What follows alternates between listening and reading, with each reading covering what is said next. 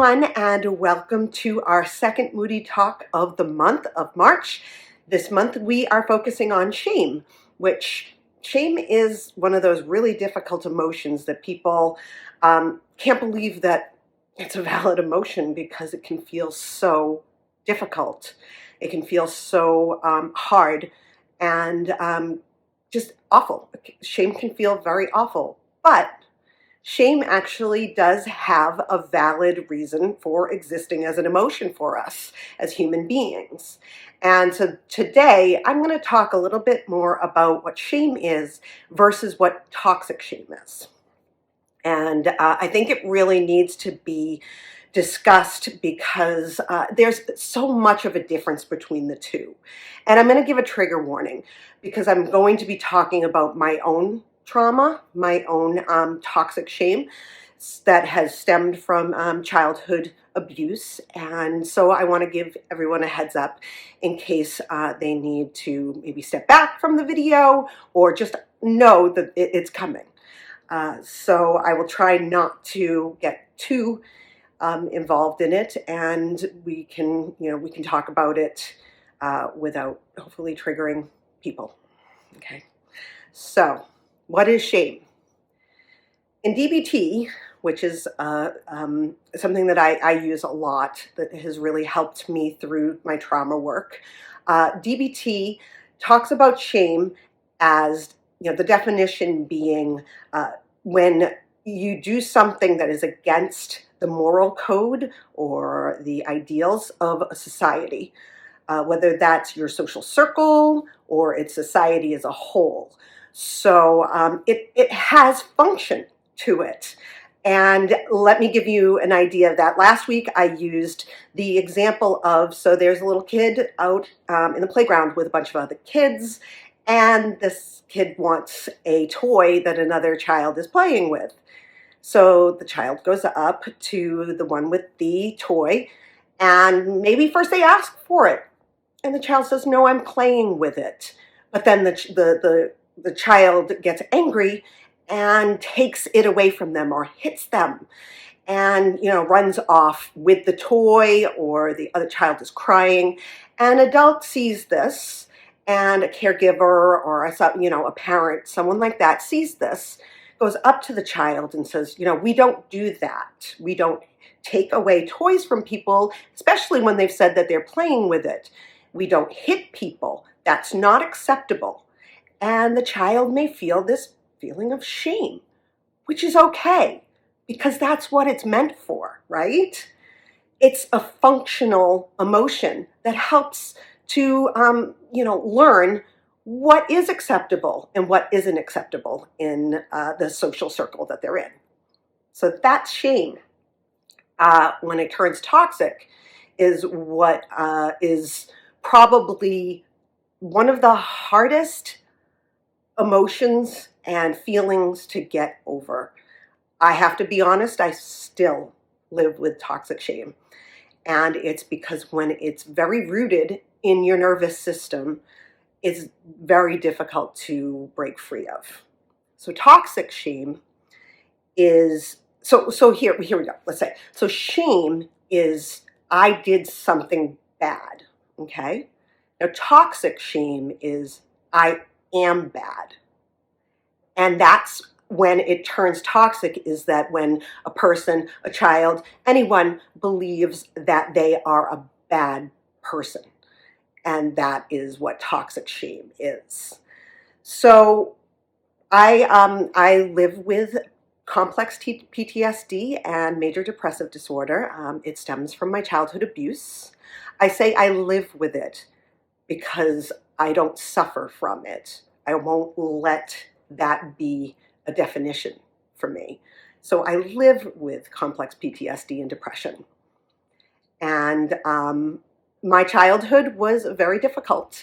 I had a very, very abusive father, so much so that he went to jail for what he did to me and my family.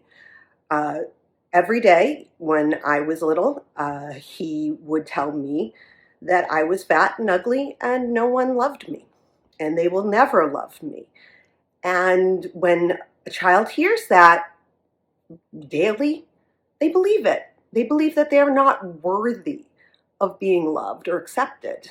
And you add on something like a society's ideal of beauty and, thinness, that kind of thing. That just puts it into even more perspective for a child.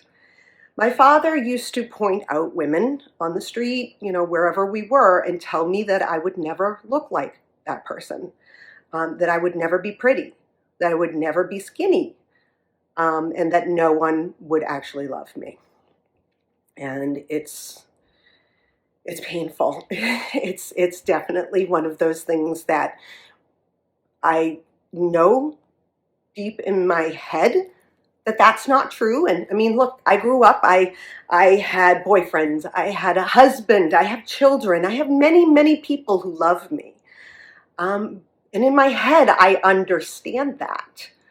But in my heart, it's still there.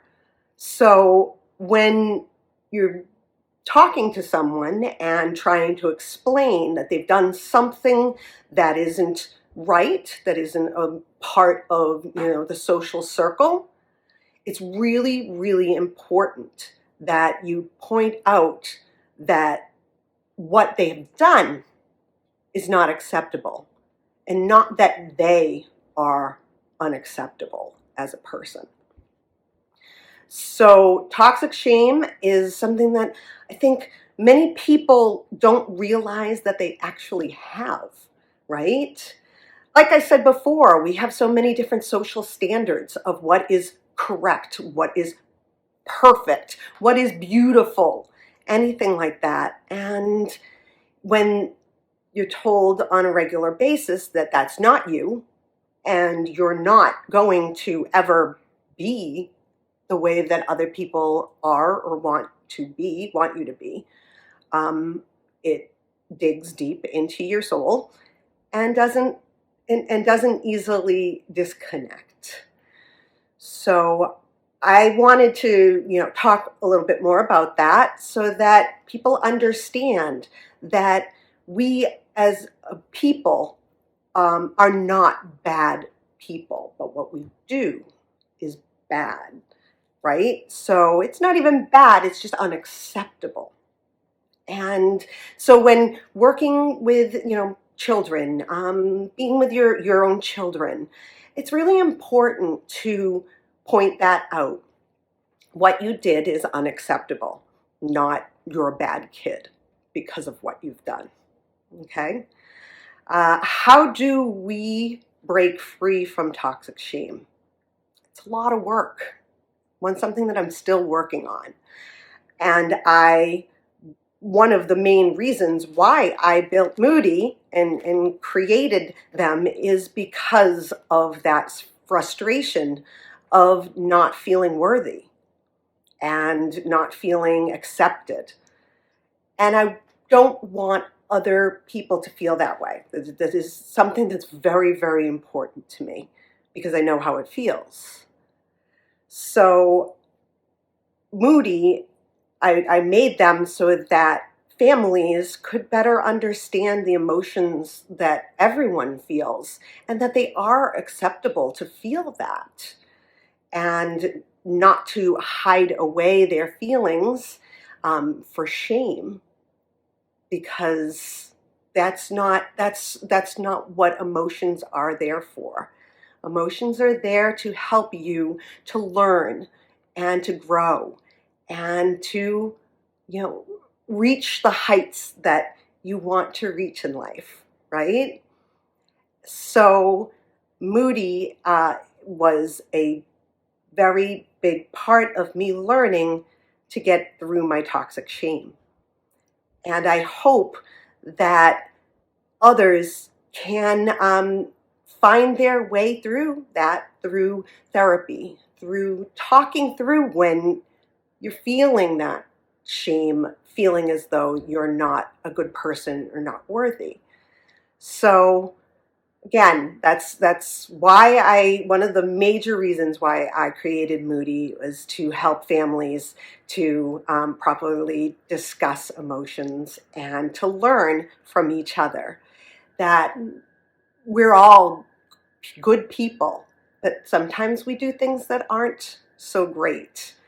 That doesn't mean that you're bad. It just means that you need to learn that that's not an acceptable thing to do. So I hope that that is helpful to you. And I mean, there are definitely resources, and I can post resources on how to deal with toxic shame. I myself, I go to therapy. I just started a compassion-based um, group that talks through shame and in a compassionate way. And, I think I would love to, once I start getting into it, talk more about that on the Moody talk, because I think it's important for us to all understand that we belong and that we are basically good people. So that is what the difference is between shame and toxic shame. I hope that that helped. And if you have any questions or comments, I would very much love for you to put them down below in the comments section or DM me to talk a little bit more about it, because I think it's important that we as a society understand the difference and how we can help ourselves heal, because I know that people my age, definitely for sure, were taught never to show emotion, never to make people uncomfortable, don't be angry, that kind of thing. And that's a shaming thing that we go through. You may not even realize that, but when our parents told us, don't be an angry girl, don't make people uncomfortable, they were shaming us, telling us that we were doing something very wrong, when emotions are very valid and we need them to grow. So I hope that helped. And again, please comment, question. I would love to be able to talk more about what you want to hear about shame. I'm going to be going into coping skills next week, and I hope that that will also help. A little bit more about like mindfulness and non-judgmental, actions. So have a good rest of the week, and I will talk to you guys later.